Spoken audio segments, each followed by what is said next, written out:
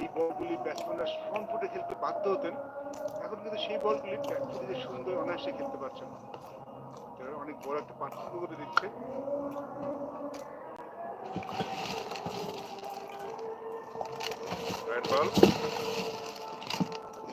ভুল করেছিলেন ব্যাটসম্যান 50 রানের জন্য জাকির এবং জাকির আলীকে আজকে 5 নম্বরে পাঠানো হয়েছে।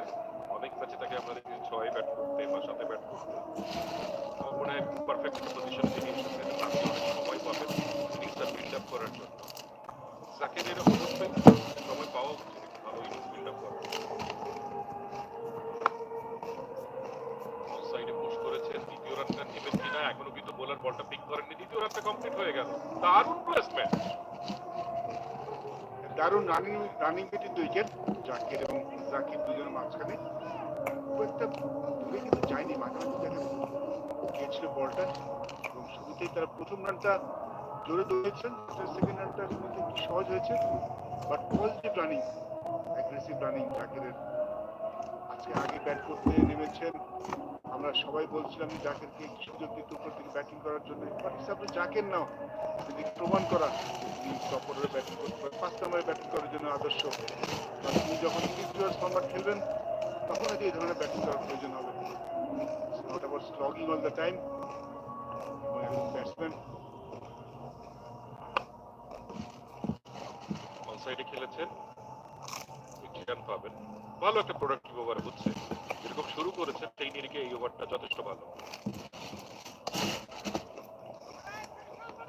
একটু শর্ট করে ফেলছেন রানবার, সুযোগটা নিচ্ছেন দুই ব্যাটারি। জাকির হাসান তার ভালো ফর্মটা বজায় রাখছেন, ওদিকে জাকির আলী অনেককে নিয়েই কথা হচ্ছে মূলত।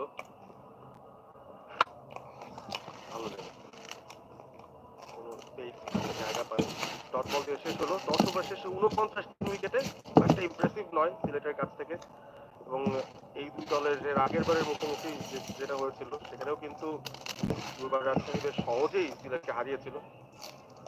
মাত্র 119 রান সিলেক্ট করেছিল, সে ম্যাচটা অলআউট হয়ে যায়, বড় ব্যবধানে ম্যাচটা হারতে হয়। কারেন্ট রানের রান এটা তারা করতে চাইবে না অবশ্যই। 6 রান করে করলো 109, 8 করে করলো 129, অর্থাৎ খুব একটা বেশি এগিয়ে নেওয়ার মতো পরিস্থিতিতে নেই। এখান থেকে 10-11 করে না নিতে পারলে আসলে কম্পিটিটিভ হওয়া বেশ ডিফিকাল্ট হবে সিলেটের জন্য। যদি ঠিকভাবে ব্যাটিং করতে পারে, যদি শেষের দিকে ভালো ফিনিশ করতে পারেন, তাহলে একটা টার্গেট নিশ্চয়ই রেসপেক্টেবল লেভেলে পৌঁছাবে। উইকেট কিন্তু এখন যথেষ্ট ভালো, শুরুতে উইকেট পড়ে গেছে, কিছু দারুণ বোলিং আমরা দেখেছি। মৃত্যুঞ্জয় আজকে অসাধারণ বল করেছেন, গতকালকে দারুণ বল করেছিলেন। তাসকিন অ্যাজ অলওয়েজ হাত উইকেট পাননি, দারুণ বোলিং করেছেন। সানজামুল এসেছেন তার সেকেন্ড ওভার করতে। 24টা উইকেটের মালিক তাসকিন এই সিজনে, 2 ওভার থেকে 13 রান দিয়ে উইকেট পাননি। এবার কিন্তু হাঁটু কেড়ে সুইপ করেছেন এবং বল চলে গেল ব্যাকওয়ার্ড স্কোয়ার লেগ দিয়ে সীমানার বাইরে। এটাই জাকির আলী, অন্য ব্যাটসম্যান হয়তো এটাকে কাভারের উপর দিয়ে মারতে যেতেন, এক্সট্রা কাভারের উপর দিয়ে মারতে যেতেন, কিন্তু তিনি আনঅর্থোডক্স ব্যাটিং করতে ভালোবাসেন। অস্ট্রেলিয়ার বাইরে থেকে স্টক সুইপ করেছেন এবং এই জন্য ভালো ক্যাপটা পিক করতে পেরেছেন।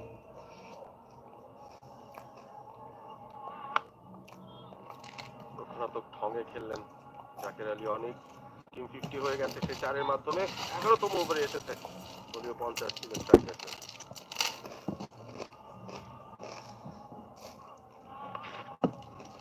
আবারও হাঁটু কেড়ে সুইপ, ওখানে কিন্তু মিস ফিল্ডিং হলো, শট ফাইন লেগে 4টি রান। ব্যাটসম্যান আবারও জাকির আলী।